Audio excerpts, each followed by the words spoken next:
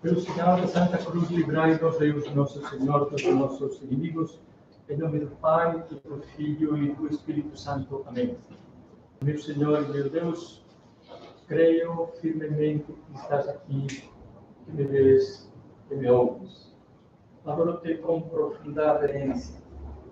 Peço-te perdão pelos meus pecados e graça para fazer com fruto este tempo de oração. Minha Mãe Imaculada, São José, meu Pai e Senhor, meu anjo da guarda, intercedei por mim.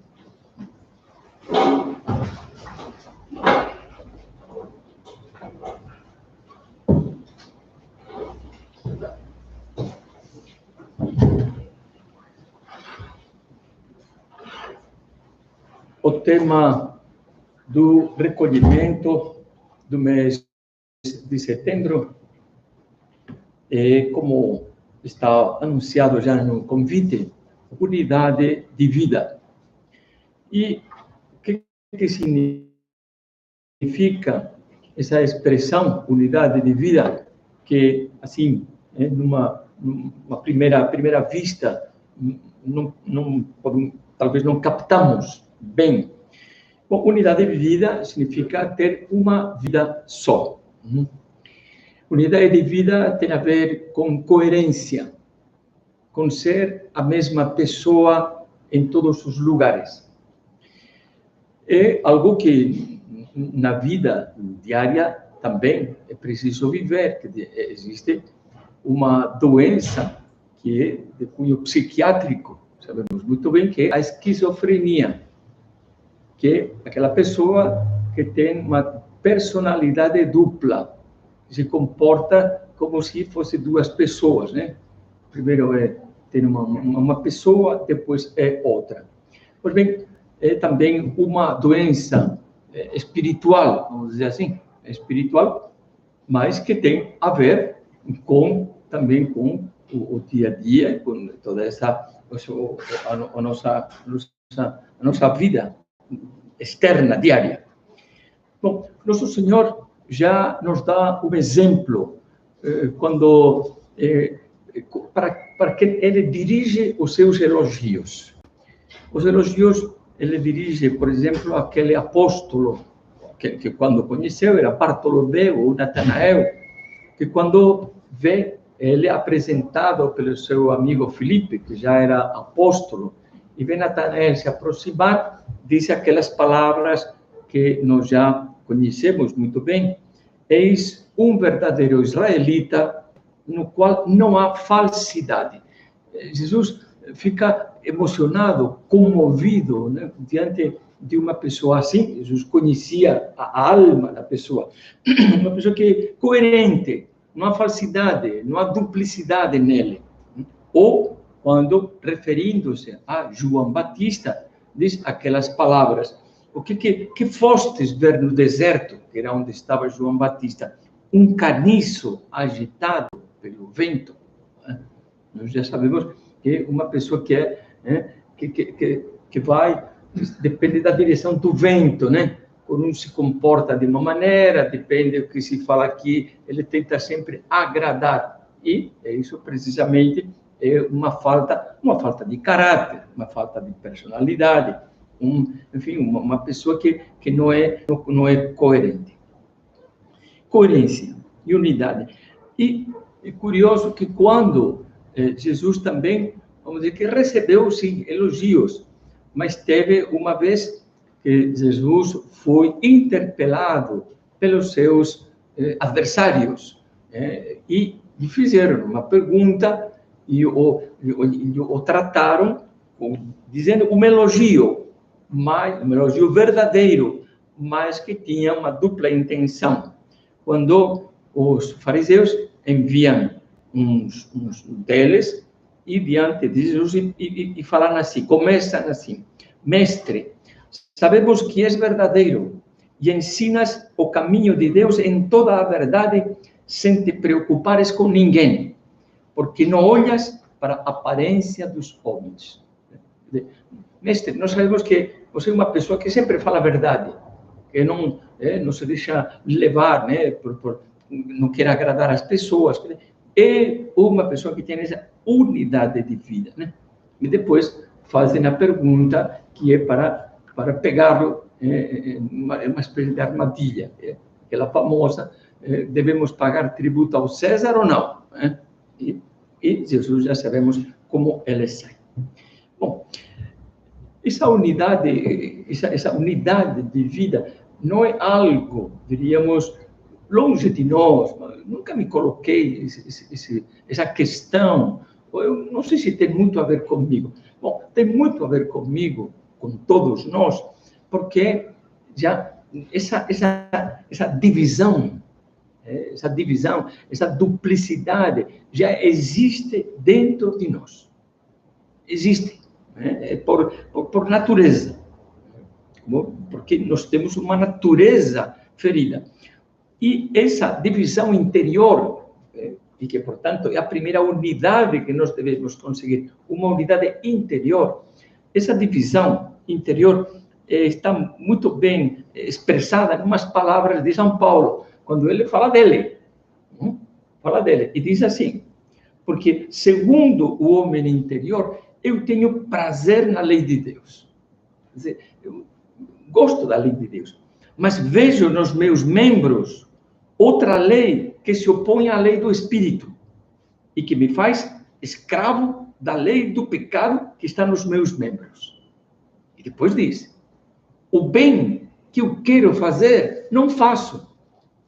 E o mal que eu quero evitar, não consigo. Ele que sente dentro de si como que duas vozes, duas forças. E com certeza que nós também experimentamos entre as vozes, as forças entre o dever, por exemplo, e o gosto. Eu deveria agora, domingo à tarde, estar com a minha família, sair, levar as crianças ao parque, mas vai passar a final do tênis, do Open, né? E aí, essa briga, essa luta, né? O que eu faço? O dever e o gosto. Isso é um pequeno exemplo, mas constantemente. Bom, eu agora deveria já levantar, mas levanto ou fico na cama? Eu acho que já está bem, já bebi o suficiente, mas há dentro de uma força que eu gosto, né? Que me leva de novo, eu sei que não deveria mentir, mas se eu minto, assim eu me livro de uma confusão, de um prejuízo, e pelo menos, e constantemente nós temos essas duas forças, que nós vamos e temos que ir decidindo, a cada momento.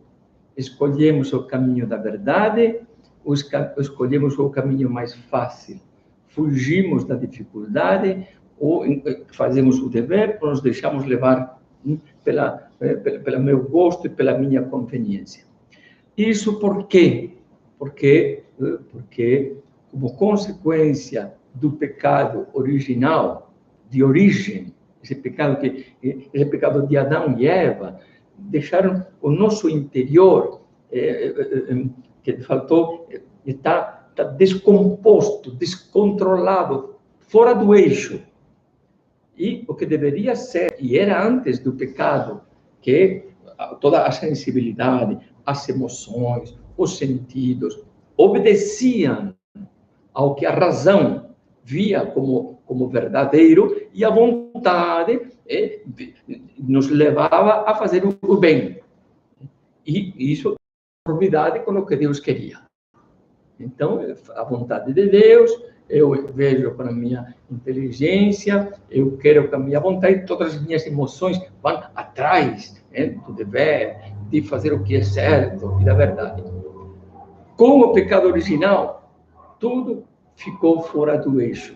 Digamos que, e as nossas emoções, os nossos gostos, nossas inclinações vão por um lado, a vontade e a nossa inteligência, às vezes, vê o que é certo, mas nos enganamos, e a inteligência engana a vontade, e a vontade de Deus fica lá. E nós vamos por outro lado. Uma batalha constante. Íntegra, uma integridade. não tinha malícia, não enxergava perfeitamente o que devia fazer, mas a parte sensível dele, na hora do Horto das Oliveiras, antes da paixão, sabemos muito bem como Jesus sofreu, como Jesus transpirou, como Jesus sentiu angústia, sentiu medo, sentiu pavor, como ele mesmo comunicou aos apóstolos. Mas o que venceu? Não se faça a minha vontade, não o que eu quero, mas o que tu queres. A vontade de Deus.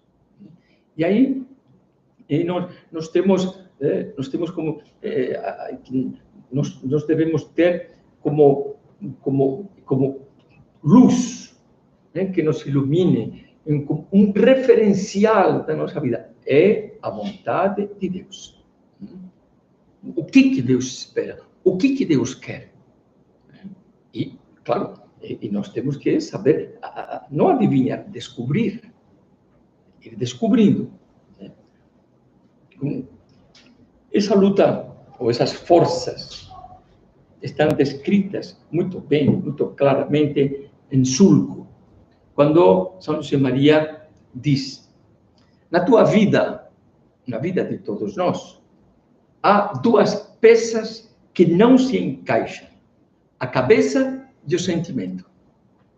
A inteligência iluminada pela fé mostra-te claramente não só o caminho, mas a diferença entre uma maneira heroica e a maneira estúpida de percorrer. O sentimento, pelo contrário, apega-se a tudo que desprezas, mesmo que continues a considerá-lo desprezível. O que São Paulo dizia: e aquilo que não quero fazer, eu acabo fazendo. E aquilo que eu desejo fazer, e mais uma vez eu minto para ficar bem, e mais uma vez eu como mais do que deveria, e mais uma vez eu fico fazendo o meu gosto, as minhas apetências, e não o que eu devo fazer, o meu dever. Precisamente, nós vamos falar como a solução, umas soluções é a luta, mas é a formação.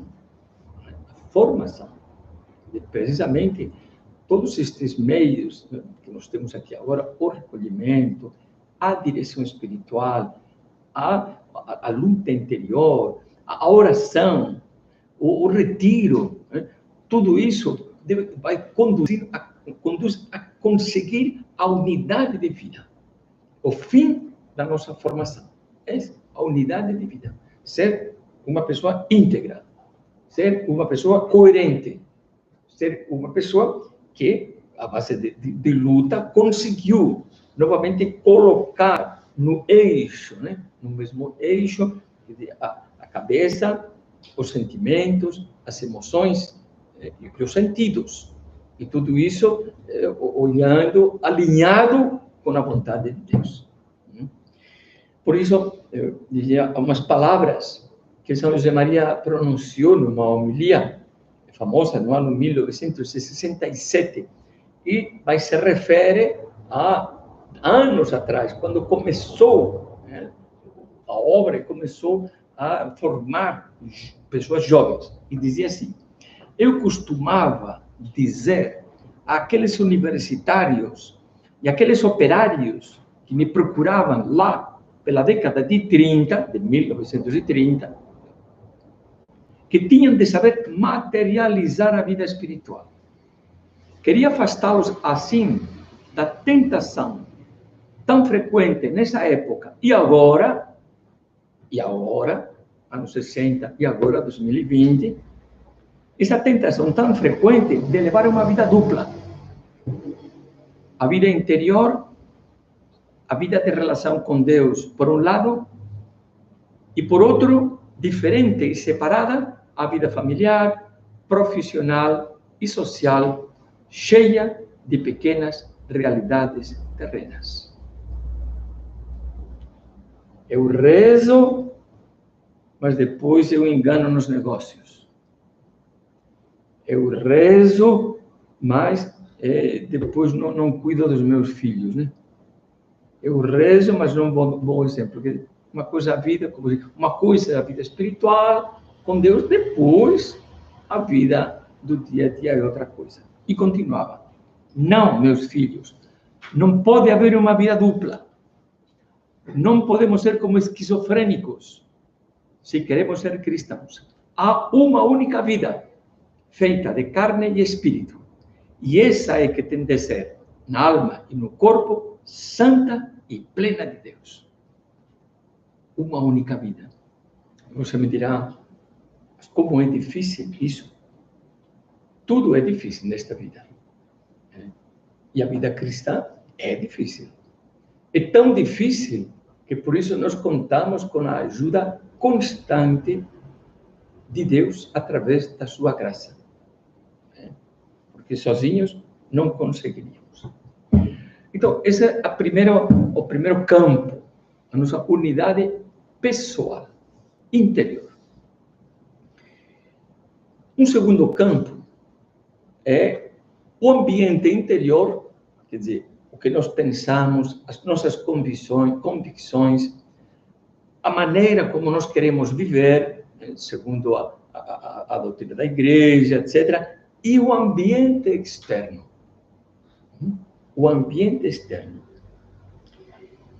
Sempre foi um desafio para os cristãos mostrar na vida diária, na sua vida, as convicções. Os primeiros cristãos, já desde o início do cristianismo, os primeiros cristãos enfrentaram um ambiente social que era pagão, nunca tinham ouvido falar de Cristo. Então tinha, a nível pessoal e também a nível social, uma vida moral, quer dizer, moral completamente que confrontava com as convicções, com a doutrina de Cristo. Entender o perdão, se vivia a vingança, se praticava o aborto, a mulher, sabemos que o marido podia casar a mulher, podia se separar, podia desprezar, deixá-la de lado, tantas coisas, né? Existia escravidão, o prazer estava acima de tudo. E os primeiros cristãos tiveram que enfrentar algo porque nunca se tinha ouvido falar de misericórdia, de perdão, nunca, né? De amor, de amar o inimigo, não se sabia. Né? E o mundo vai andando, o cristianismo também vai se desenvolvendo, mas nos encontramos agora num mundo tão pagão, ou mais do que aquele mundo dos primeiros cristãos. Nós vivemos numa sociedade que precisamente nós temos que transformá-la. Esta é a nossa missão, essa é a missão dos cristãos no mundo e na época em que vivem, transformar a sociedade, transformando aqueles que estão ao seu lado, em primeiro lugar a família, os colegas, os amigos. Vivemos numa sociedade, vivemos o dia a dia, numa sociedade em que se apoia em princípios anticristãos, contrários até à dignidade do ser humano. É isso que nos transmitem, hoje em dia, os filmes, os seriados, esses são os direitos que se reivindicam na vida social. Hoje em dia, tudo é questionado. Aqueles valores que durante séculos o cristianismo foi introduzindo na sociedade, no mundo, entraram, diríamos, no homem comum, até nos não cristãos, e agora tudo isso está se querendo destruir. O que é a família? Hoje em dia, família é um conceito muito amplo, muito genérico, né? Não há um estilo único de família, mas isso vai contra a natureza humana. Né? Família, enfim, todo o tema da homossexualidade como algo normal, como uma opção, né, que a pessoa tem, ou algo determinado, que a pessoa nasce assim, ou a transexualidade, enfim, esse mudar de gênero, a ideologia de gênero, essa possibilidade de cada um escolher, dizer o que quer ser, homem, mulher. Okay? Esse conceito amplo do amor, em que os animais, os pets, não são nem cachorros, são pets agora, têm mais direitos do que um ser humano. Né? Um ser humano, antes de nascer, não tem nenhum direito. Mas ai daquele que ousa, né, pegar uns ovos de, não sei o quê, de tartaruga e jogar. Isso é um crime inafiançável. Né? Então, enfim, né? E nós vemos como na mídia, né? E através dos filmes, através dos seriados, através das notícias, né? Como vai se criando um ambiente favorável a todo aquele que vive de uma maneira que não é só cristã, mas não é nem humana, é contra a lei natural.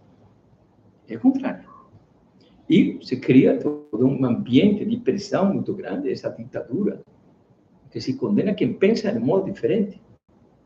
E de modo diferente pensa quem ser cristão. Então, encaminho a um pensamento que está escrito praticamente um pouco menos de um século, mas 90 anos, faz 90 anos atrás, e dizia, influi tanto o ambiente. Quer dizer, nós também podemos dizer, é tão difícil ser católico, ser cristão no ambiente em que nós vivemos. E tive que responder, sem dúvida. Por isso, é mister que seja tal a vossa formação que saibais levar convosco, com naturalidade, o vosso próprio ambiente, para dar o vosso tom à sociedade em que viveis. Então, por um lado, nós temos que saber não deixar-nos contaminar. Hoje em dia que tomamos tantas precauções para que o vírus, né, não nos contamine.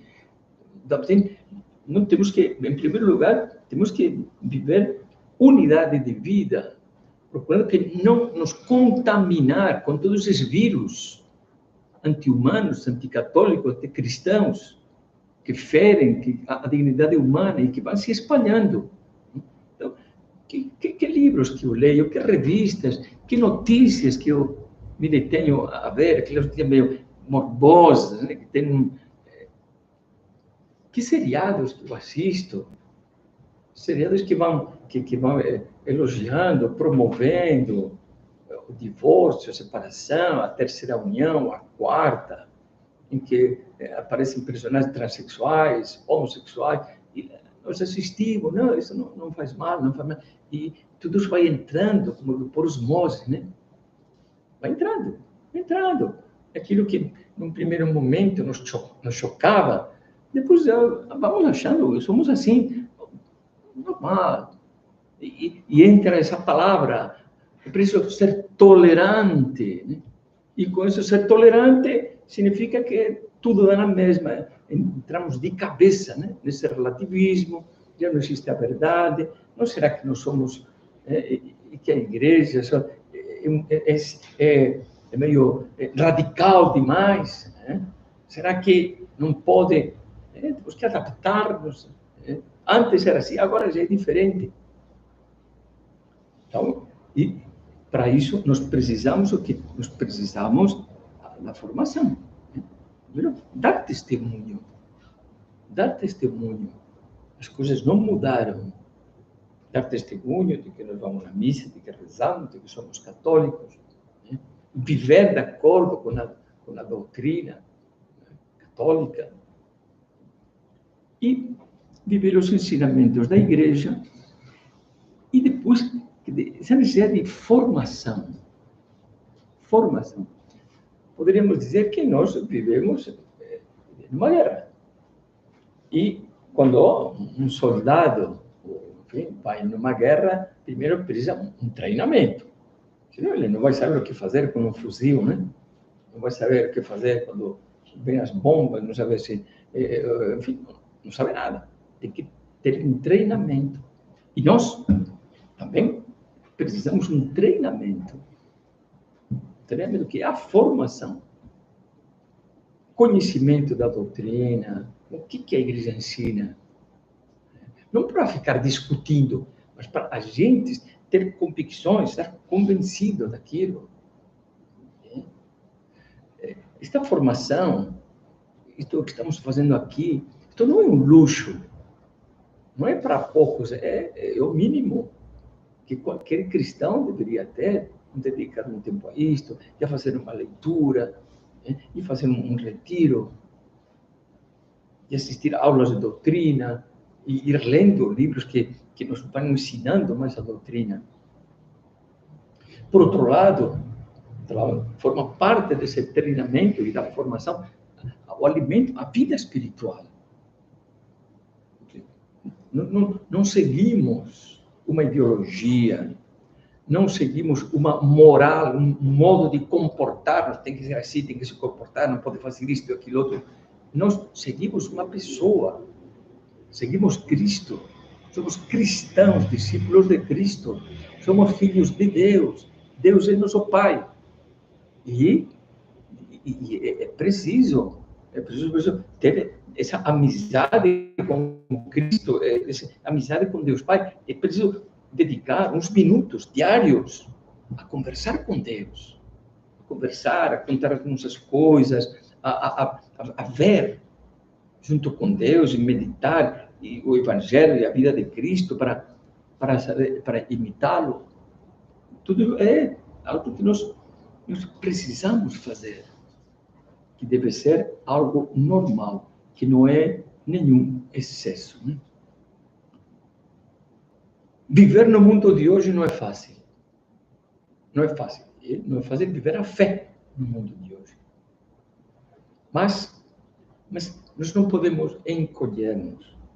Também não podemos, não entramos para brigar. Mas saber que, como dizia São Paulo, os primeiros cristãos, todas as coisas são vossas. E vós sois de Deus. E vós sois de Cristo. E Cristo é de Deus. Este mundo é um mundo em que Deus nos entrega agora para que nós o levemos para Deus. Através disso, da nossa vida. Procurando isso viver na prática. Ou como se vê como uma família cristã, educação dos filhos, preocupação para educar os filhos. Ter uma vida de piedade, viver o que a igreja ensina e saber por que nós vivemos. Todo o que diz respeito à moral profissional, né?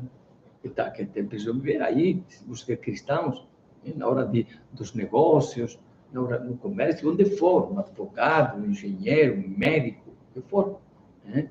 Um comerciante, viver a moral profissional, viver a moral conjugal, né? Então, essa abertura à vida, né?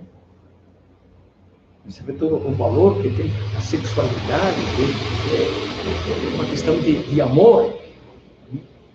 O amor conjugal. Pois ver como bons são bons todos esses cursos sobre a família, né? Cursos de família para aprender a ser bom esposo, bons pais. Quantas questões que os filhos nos apresentam estão aí, né? Que nós, nem na idade deles, nem sonhávamos, nem pensávamos, nem nos preocupávamos com isso, mas hoje, e nós temos que estar preparados. Né? Então, unidade de vida. Penso que agora já entendemos, sim. Entendemos o que é a unidade de vida.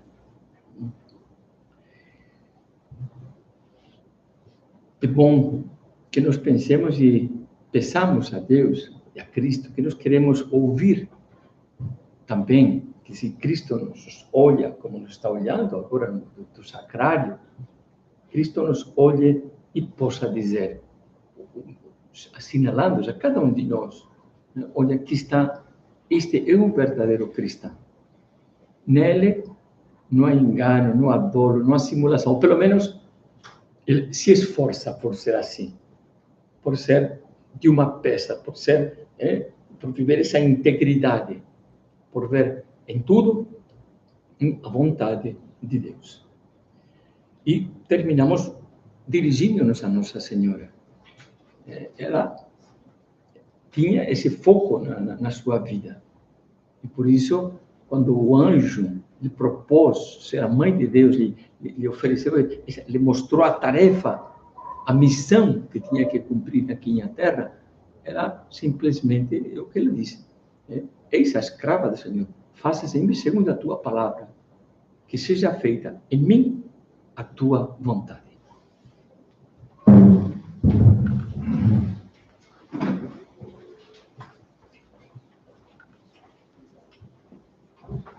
Dou-te graças, meu Deus, pelos bons propósitos, afetos e inspirações que me comunicaste nesta meditação. Peço-te ajuda para os pôr em prática. Minha Mãe Imaculada, São José, meu Pai e Senhor, meu anjo da guarda, intercedei.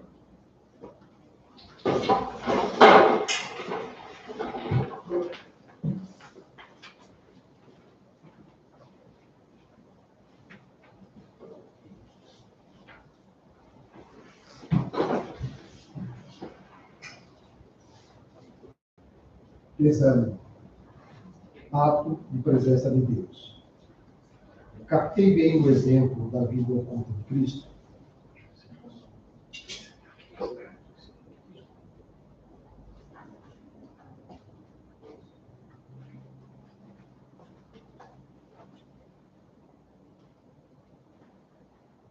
Captei bem o exemplo da vida oculta de Cristo, que passou 30 anos nas circunstâncias mais comuns, dedicando ao trabalho, à família, ao convívio social, fazendo tudo bem feito e realizando no meio dessa vida ordinária a obra da redenção.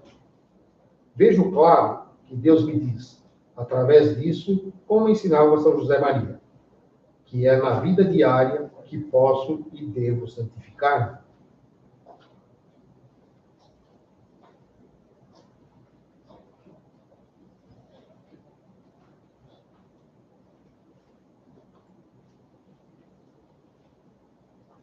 Entendo que Deus me espera nos pequenos deveres de cada dia, pedindo-me que eu os cumpra com fidelidade, com amor e com perfeição dos detalhes.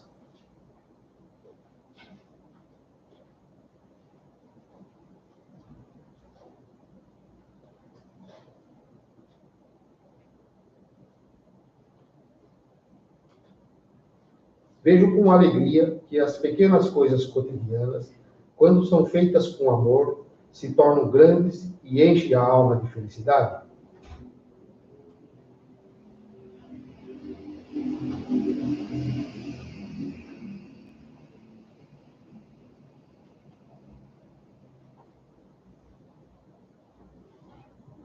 Tiro consequências daquela norma que dava a São José Maria. Não há outro caminho, meus filhos.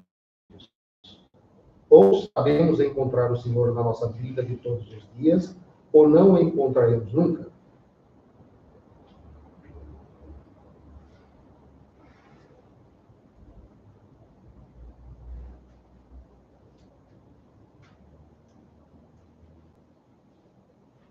Procuro praticar as virtudes cristãs no trabalho profissional, a prudência, a fortaleza, a constância, a humildade e a amabilidade, a compreensão, o otimismo, a justiça, a ordem, a caridade e outros.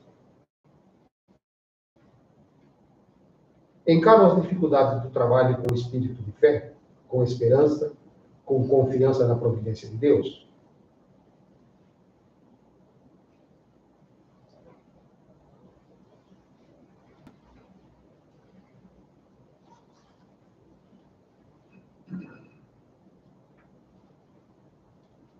Compreendo que um aspecto fundamental da formação dos filhos é ajudá-los a valorizar e a praticar as virtudes humanas, sinceridade, lealdade, responsabilidade, autodomínio, espírito de sacrifício, etc. Porque, sem virtudes humanas, não pode haver formação sólida nem caráter firme. Dou exemplos das virtudes que quero ensinar.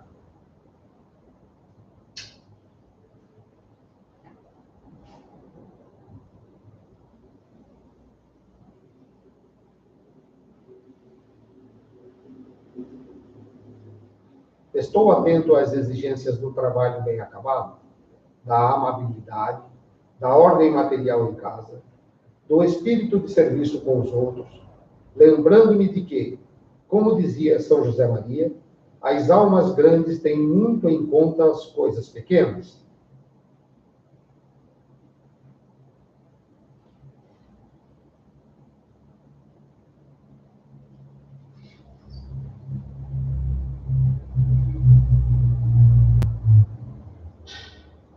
Percebo que uma pessoa devota e praticante da religião, que não cultiva as virtudes, acaba sendo um beato, e que, ao contrário, aquele que praticava as virtudes humanas, mas não tem amor a Deus e ao próximo, é como uma árvore seca, sem seivo.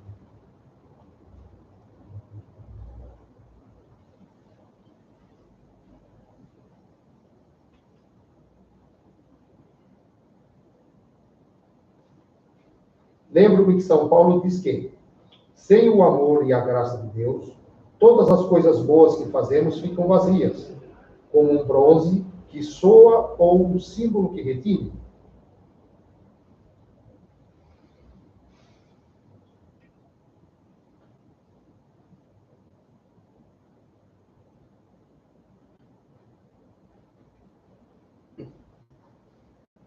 Tem unidade de vida, ou seja, tem uma vida que seja um testemunho das virtudes cristãs em toda a parte, em casa, no trabalho, nos momentos de lazer, etc.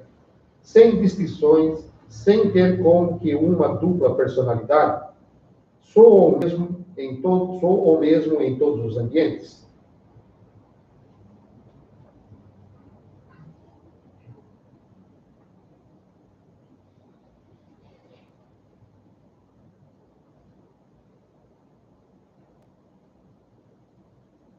Comporto-me com naturalidade e coerência cristã no meio dos ambientes paganizados ou pagãos em que me encontro, sem alardes, sem também, mas também sem concessões.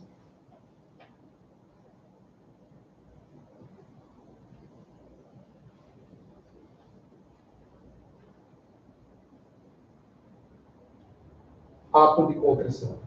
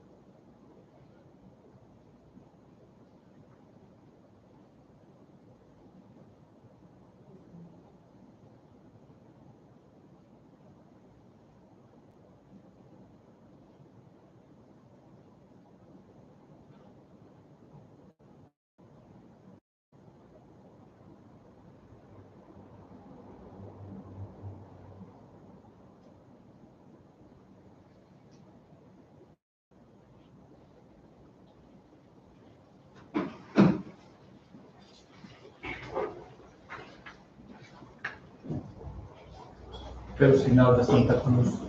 Livrai-nos, Deus nosso Senhor, dos nossos inimigos, em nome do Pai, e do Filho e do Espírito Santo. Amém. Meu Senhor e meu Deus, creio firmemente que estás aqui, que me vês, que me ouves. Adoro-te com profunda reverência. Peço-te perdão dos meus pecados e graça para fazer com fruto este tempo de oração. Minha Mãe Imaculada, São José, meu Pai e Senhor, meu anjo da guarda, intercedei por mim.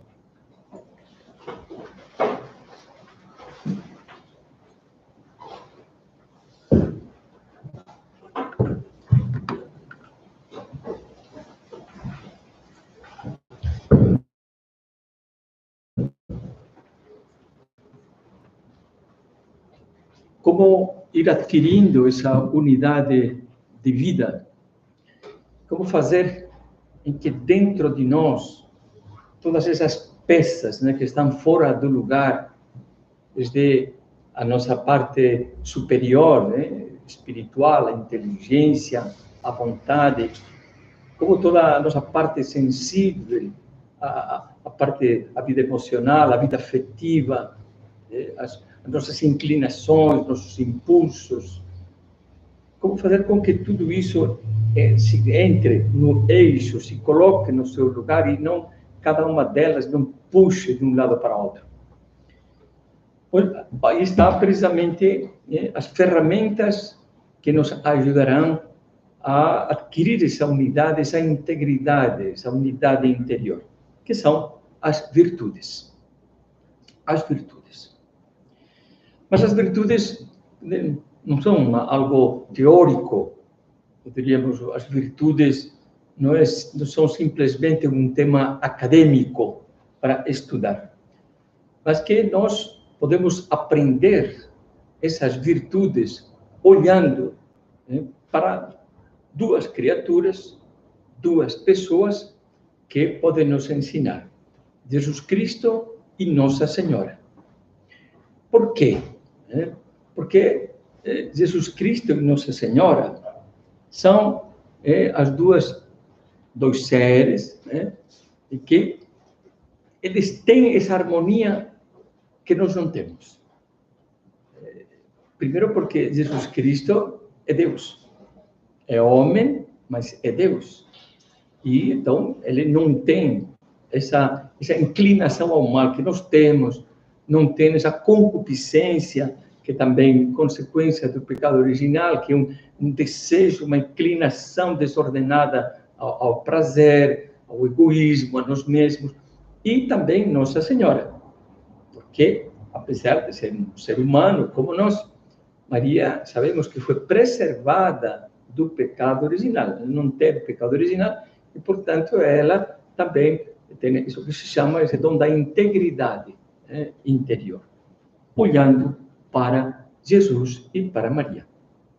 E então, aí nós vemos, daí nós encontramos esse ponto que é fundamental no cristianismo e que eu mencionava na meditação anterior, que o cristianismo não é um conjunto de regras morais, tem que fazer o bem e o mal, e o bem é isto e aquilo outro, e vamos esforçando-nos. É olhar para estas pessoas, olhar para Cristo, e olhar para Cristo olhando para Maria, porque Maria foi a que melhor imitou Cristo. E olhar o quê? Aprender deles as virtudes. Primeiro, um ponto de sulco em que São José Maria nos faz um alerta. Jesus Cristo, perfeitos Deus, perfeitos homens. Jesus Cristo é perfeito Deus, mas é perfeito homem. Temos que olhar. Ele mesmo falou, eu sou caminho.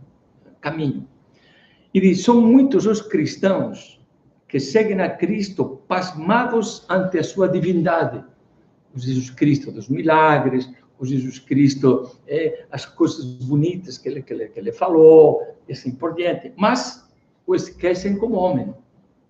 E fracassam no exercício das virtudes sobrenaturais, a fé, a esperança, a caridade, porque não fazem nada por adquirir as virtudes humanas. A fortaleza de Cristo o espírito de serviço de Cristo, a humildade de Cristo, a caridade de Cristo que nos ensina a perdoar os inimigos, saber, enfim, conviver com todos, e assim por diante. Tantas virtudes que nos vemos vividas em Cristo. Como Deus foi bom, né? que quis que Cristo, que seu Filho, se encarnasse para que nós aprendêssemos dele, né? Deus não foi alguém que nos disse, vocês têm que se comportar assim, assim, assim, tem que fazer isto, mas ele veio até ensinar como viver. Por isso, nós devemos evitar como é que duas situações, duas mentalidades, que no fundo que rompem essa unidade externa, que vem só um aspecto de Cristo e não vem o outro, e que nós podemos cair nesse perigo. Por um lado, como dizer aqui, esses que entre católicos, homens de fé, acontece, que é isso que se chama o beato, não o beato que a igreja declara bem-aventurado, uma pessoa santa, mas o que comumente se diz um beato, um carola, né? Que são pessoas que têm uma capa de religiosidade, rezam, vão na igreja, participam de atos, de atos religiosos, ajudam na igreja, servem na igreja, mas que depois, quando saem da igreja, aí esquecem tudo isso, né? Como já antes comentamos. Murmura. Olha, não é muito difícil, às vezes, ver as pessoas mal saem da igreja, depois de uma missa dominical, já saem lá fora e ficam comentando e falando mal do outro. E você já viu fulano, olha, pensa aí, não, já que ele comungou, não podia. Se fala mal, né? E se cometem pecados, né? E depois se esquecem todas essas virtudes da caridade, da humildade, da laboriosidade, e se perdeu tempo, e não se trabalha bem, e vai no escritório, perdendo tempo, e lá, onde que se vive? São essas duas, né? Essa divisão, né, de pessoas, né? E, no fundo, o que há por trás dessas pessoas que se contentam, não? Eu já rezo, eu confesso, eu, sei lá, faço isto e aquilo outro, mas, quer dizer, o que não vivem são as virtudes, quer dizer, não olham Cristo como um homem perfeito, um Cristo como um homem que nós temos que seguir, temos que imitar, temos que ser como ele, humilde, sacrificado, trabalhador, visível para as pessoas, porque que serve, não vim para ser servido, mas para servir. Acham que, portanto, que a santidade é simplesmente rezar e não se esforçar e não lutar. E depois está o outro extremo, né? Outro extremo que diríamos que são as pessoas que não têm fé. Ou talvez têm fé, mas sobretudo admiram Cristo como homem. Olha que homem, que corajoso, né? Como ele enfrentou, né, as autoridades, como ele sabia, né, sair das armadilhas que lhe faziam, né? Um grande benfeitor da humanidade, que doutrina tão bonita, né? De amar a todo mundo e de fazer o bem, etc. Mas um grande homem, mais nada, né? Então, esquecem dessa outra dimensão sobrenatural, era Deus, né? Isso é Deus. Muito bem. E o que dá união, e o que dá harmonia, essa harmonia a tudo isso que está desorganizado e que está meio solto, são as virtudes. As virtudes é que nos dão interiormente essa unidade. As virtudes. E que são as virtudes? Nós falamos de virtude, nossa, quantas virtudes que tem esta pessoa, sabemos dizer, é uma pessoa ordenada, é uma pessoa humilde, é uma pessoa laboriosa, é uma pessoa que sacrifica pelos demais. Virtudes. Mas que são as virtudes? E o Catecismo da Igreja Católica nos dá uma definição completa. Diz assim: as virtudes humanas são atitudes firmes. São atitudes. São, ou seja, algo permanente. São uma primeira característica da virtude. Não é a pessoa que de vez em quando, por exemplo, é uma pessoa que de vez em uma vez por semana eu vou em algum lugar, numa asilo, não sei onde, e ajudo os pobres, pronto. Né? Depois, durante a semana, eu vejo uma pessoa necessitada, não, eu já, meu foco é... Não, atitudes firmes, disposições estáveis, perfeições habituais da inteligência e da vontade que regulam nossos atos, ordenando as nossas paixões, né, os afetos, os gostos, as inclinações, e guiando-nos segundo a razão e a fé. Disposições estáveis, atitudes firmes, quer dizer, constantes, habituais, e que nos levam a que, e que elas, nós veremos isso também agora, fazem com que todas, que a nossa emoção, a nossa parte afetiva vai atrás. Não é como como esses sacrifícios, né, que às vezes as pessoas, as promessas, né? Nesta quaresma não vou tocar uma gota de álcool. O pessoal, 40 dias, né, sem álcool. Mas chega a Páscoa, meu amigo, né? Aí tem que celebrar, né? Quer dizer, não adquiriu nenhuma virtude. Não foi uma atitude firme, que depois já liberou. Bom, agora liberou. Nem atitude firme, nem foi uma disposição estável, porque já quebrou, nem uma perfeição habitual, de nada, né? E, no fundo, enquanto eu me sacrificava, os outros bebiam a cervejinha, bebiam lá, e eu olhava, não, mas por dentro, que eu gosto, já vai chegar a minha hora. Então, a parte afetiva estava igual. Eu não queria isso, mas porque eu prometi, eu vou conseguir. Quando eu só ganhava um pouco mais de vaidade até, né? Então, não, algo que nos vai, são atitudes que nós vamos incorporando a humildade. Muito bem, eu aceito o que o chefe me diz, mas porque é o chefe, senão eu arrebentava a cara dele, né? Nunca, você está perdendo uma oportunidade de ser humilde, de imitar Jesus Cristo, porque Jesus Cristo, olha, como foi injustiçado, acusado injustamente, ver em Jesus Cristo essas virtudes e dizer, eu quero ser como Jesus Cristo. E fazer que toda a nossa parte emocional e afetiva também colabore, se una a essa ação. Isso é importante. Virtudes. Por isso, essas virtudes, que nós veremos agora, mas que tem essas 4, que são as cabeças de chave, digamos assim, é a prudência, e a justiça, e a fortaleza, e a temperança, e delas saem uma série de virtudes conexas a elas, né? É a constância, enfim, é a castidade, a temperança, muitas outras virtudes.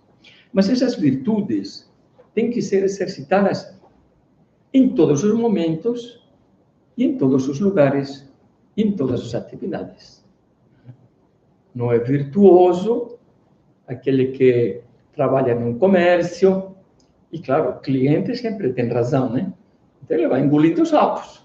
Engole sapo, pois não, isto não é, mas que porcaria. Pois não, desculpe, eu vou mostrar agora. E vai. Mas chega em casa, e aí a mulher fala alguma coisa, um filho, e cala a boca, aí acabou. Em todos os lugares, em todos os momentos, né? Exercitar as virtudes. Exercitar as virtudes. Talvez porque, se tivesse a virtude, ele dialogaria com o cliente, não ficaria calado. E também é uma covardia, né? Enfim. virtudes humanas, em todos os momentos, durante a semana e no fim de semana. No trabalho e no descanso, no lar, no relacionamento com os outros, enfim, em todos os aspectos da vida humana. Qualquer virtude que nós precisamos adquirir, né? Temos o defeito da preguiça. Não, durante toda a semana, eu tenho que acordar, porque eu tenho que entrar muito às 7 horas, eu acordo às 5 horas da manhã, chega fim de semana, e aí ficou até das 10, 11, meio-dia. Quer dizer, não aprendi aí uma virtude, não vou acordar às 5 da manhã, se não tenho que trabalhar, mas eu vou acordar uma hora prudente, uma hora... Vai adquirindo hábitos bons, e aquilo vai me mudando, vou reorganizando tudo, né? Para que tudo em minha vida, em todos os momentos, olhem para Deus. Olhem para Deus.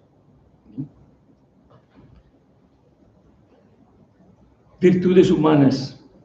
Sobre essas virtudes humanas é que se constroem as virtudes sobrenaturais, que são a fé, a esperança e a caridade. E não é que, às vezes, nós pensamos, a fé, a esperança e a caridade são mais virtudes etéreas, né? Acredito em Deus. Isso não tenha dúvida. Acredito em Deus. Mas depois Santiago nos diz, uma fé que depois não se manifesta em obras, é uma fé morta. É uma fé, como eu acredito em Deus, e acredito em Cristo, eu me comporto como a esperança, ou a caridade. Tudo tem suas manifestações. E essas virtudes sobrenaturais, que são sobrenaturais porque são infundidas por Deus. Não é que eu consigo a fé através de um esforço, mas porque Deus me dá essa luz da fé para eu acreditar, ou me dá a esperança para confiar e esperar em Deus, ou a caridade para amar a Deus e com esse amor de Deus, amar a todos, não só amigos e inimigos, ou os que eu considero simpáticos, os que considero antipáticos, aqueles que me querem bem, aqueles que me querem mal, né? A todos. Essas virtudes sobrenaturais têm que se edificar sobre o terreno das virtudes humanas. Quer dizer, como uma pessoa preguiçosa vai adquirindo que virtudes, né? Enquanto não, uma preguiçosa é um terreno baldio, é um terreno cheio de mais ervas, né? Que não pode dar nada, né? Uma pessoa fraca de caráter, uma pessoa covarde, uma pessoa tímida e que não luta para superar essa timidez, uma pessoa desordenada e que não luta como vai nunca não terá vida espiritual, não terá nem poderá amar a Deus, nem entenderá o que significa, né, a mortificação, etc, né? Então, essas virtudes que nós devemos, a vida espiritual, a direção espiritual, um retiro que nós fazemos, o recolhimento, nos devem ir ajudando a perceber quais são os meus pontos fracos. Aqui tem um buraco, né, que eu preciso preencher. Aqui me está faltando a virtude da constância, né, e a virtude da misericórdia, e saber perdoar, porque eu não esqueço, né, ou a temperança na comida, ou na bebida, ou, enfim, tantas outras coisas, né? Então, essas virtudes, né? Essas virtudes têm três dimensões. Que fazem uma virtude? Quais são os benefícios, né?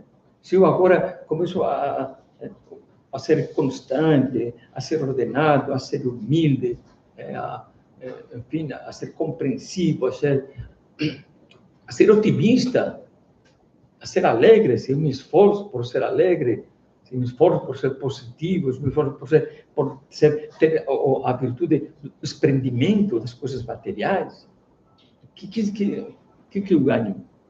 Bom, ou como conseguir. Bom, primeiro, quer dizer, como a virtude, como estamos vendo, é uma ação. Mas a pergunta é como eu ser ordenado? Como eu ser paciente? O que significa paciência? Como eu ser prudente? Como eu ser forte, essa fortaleza? Como eu ser... Não sabemos como. Então, nós precisamos, por isso, aqui vem a formação, conhecer. Como posso estar desprendido das coisas materiais? Como eu sei se estou apegado às coisas materiais? Será que não posso ter nada? Será que... Precisamos aprender, ver o contexto. Por isso que nós temos que olhar para Cristo. Como que Cristo fazia, né? Como tratar as pessoas que me incomodam, que não me compreendem, como reagir diante de uma injustiça. Precisamos conhecer, saber. Tantas pessoas não sabem. Por que não vivem a castidade hoje em dia? Porque nunca ouviram falar de castidade, nem sabem. Pensa que o sexo é algo que está aí, normal, vamos usar. Então, como vai viver essa pessoa a virtude da castidade se não sabe o que é? Tem que conhecer, né? O contexto, ou da castidade, ou do desprendimento, ou do que a família, ou do que a justiça, né? Quantas pessoas dizem que não entendem que não, mentir nunca... Bom, tem as mentirinhas sociais, tem as mentirinhas não sei o quê. Eu tive que mentir porque... Como adquirir a virtude se não conhece? É preciso conhecer, em primeiro lugar, isso, né? E ver, quer dizer, o exemplo de Cristo, os ensinamentos sobre as virtudes que a igreja nos vai dando, por isso, a formação. Uma segunda dimensão das virtudes, essa dimensão, quer dizer, afetiva, né? Quer dizer, o que não tem virtude, né? Aquele que tem que acordar cedo durante anos, e durante anos ele se gaba de que acorda cedo, mas ele acorda cedo sempre reclamando, e dizendo, se eu pudesse, acordaria mais tarde. Quer dizer, o que acontece? Que ele faz, mas o que ele gostaria de fazer é outra coisa. Ou ele faz aquilo, não porque é uma coisa boa, não gosta daquilo, faz porque, se eu chego atrasado no trabalho, o chefe, vamos dizer, porque... Então, continua essa divisão dentro dele. Eu faço, mas não gosto. E quando eu puder fazer, quando eu puder, enfim, não fazer e fazer o que eu gosto, farei. Não tem, né? Eu minto, não minto porque é pecado. Muitas vezes, as pessoas que perguntam, mas isto é pecado ou não é pecado? Se não fosse pecado, eu faria. Sim, mas você tem que aprender a gostar daquilo, né? Eu tenho que gostar o quê? Tenho que gostar, sim, de ser paciente, de viver a paciência com as pessoas. Tenho que gostar de ser humilde. Tenho que gostar de ver a fortaleza. Tenho que gostar tantas coisas, de saber não comer aquilo que me apetece. Por que não vou comer se me apetece? E já veremos por quê, né? Então, essa parte afetiva tem que ir junto, né? Eu gosto de fazer o bem. Há pessoas que gostam de dar presentes, né? Eu gosto de dar presentes. A virtude é isso. Eu gosto de ver felizes os outros, né? Eu gosto isso que se diz quando quando se dá, você fica mais rico, né? Quando você dá o que for, material, ou dedica um tempo a uma pessoa, e vê que essa pessoa que ficou feliz, ficou contente, e você fica mais contente ainda. Gosto disso. Então, esse é um aspecto, porque a virtude nos torna pessoas que fazem o que gostam. Porque eu quero gostar de fazer o bem. E quero gostar de fazer o que Deus quer que Deus quer que eu faça, né? De fazer o bem. E vamos quebrando, né, essa divisão que nós víamos que São Paulo dizia, o bem que eu quero fazer não consigo. E assim nós vamos modificando um pouco, né? Uma pessoa colérica, por exemplo, né? Que tinha uns impulsos, né? Bateu, levou, né? Tem que ir educando. Eu não quero ser assim.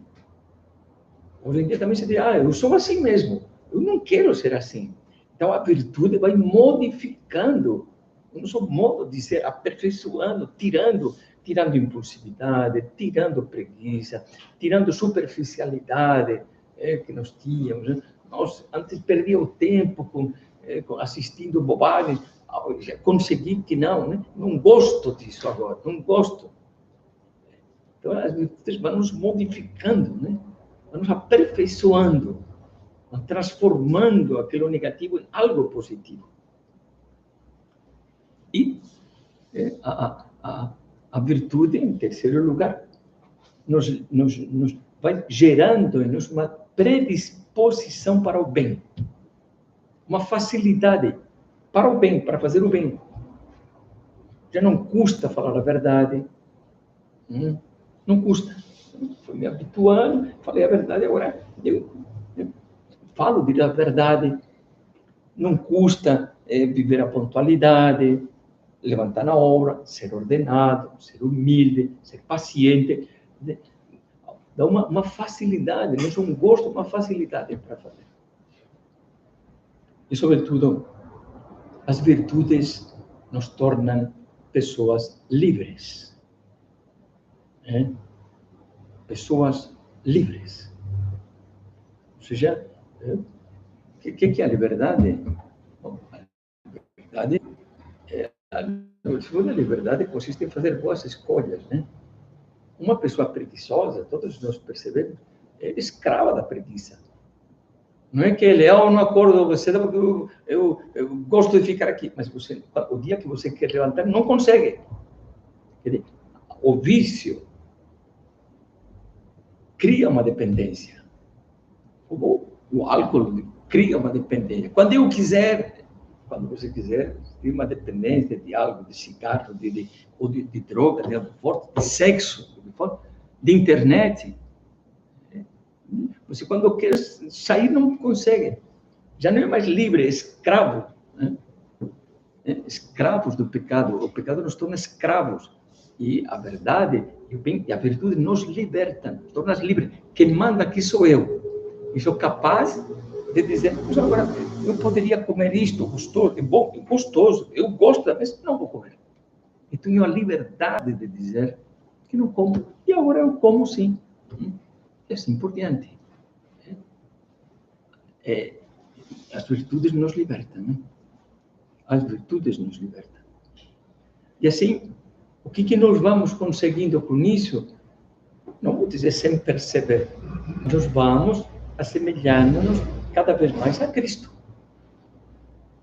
São Paulo dizia, não sou eu que vive, é Cristo que vive em mim, porque eu procurei viver as virtudes que Cristo ensina, o modo de vida que Cristo viveu e que nós ouvimos encarnado nos santos. Os santos, no fundo, e olha, os santos, muito bem, são pessoas, uma experiência que eu tenho de conviver com um santo, pouco convivi com São José Maria, uma pessoa que humanamente gostaria de ser assim, uma pessoa alegre, sacrificada, que se mortificava, mas alegre, em paz, enfim, agradável, tudo isso, né? Viver as virtudes até para assim também poder ensinar na família. Quer dizer, educar os filhos, não é? Quer dizer, primeiro se educa com o exemplo, né? e depois com a palavra. Mas diz que a palavra empurra. Né? Você tem que ir empurrando alguém para faz isso, faz aquilo. O exemplo arrasta. O exemplo faz com que a pessoa venha atrás de nós, imitando, né? O exemplo. Ter as virtudes não significa ser perfeito, né? Não, mas a virtude, aliás, essa virtude que nos leva a retificar quando erramos, a pedir perdão quando ofendemos, a recomeçar de novo quando eu não consegui melhorar naqueles aspectos para vencer aquela preguiça concreta, ou a ordem, ou na humildade, ou na caridade, ou no sorriso, né? Na paciência, enfim, virtude. Não consigo retificar. Dizíamos no início da nossa meditação que os exemplos estão claros entre Nosso Senhor, perfeito Deus, perfeito homem. E por isso nós temos que ler o Evangelho e ler livros que nos comentem o Evangelho e depois conversar com Deus na oração todos os dias. E Nossa Senhora. Ninguém, antes, imitou, seguiu Cristo como Nossa Senhora. Aí lhes pedimos a Nossa Senhora que nos leva, que nos conduza, que nos mostre, né, esse caminho de identificação com Cristo.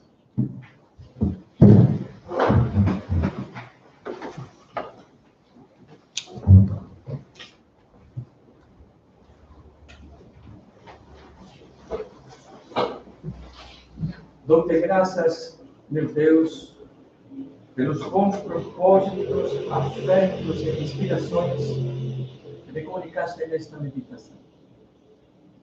Peço-te ajuda para os pôr em prática. Minha Mãe Imaculada, São José, meu Pai e Senhor, meu anjo da guarda, intercedei.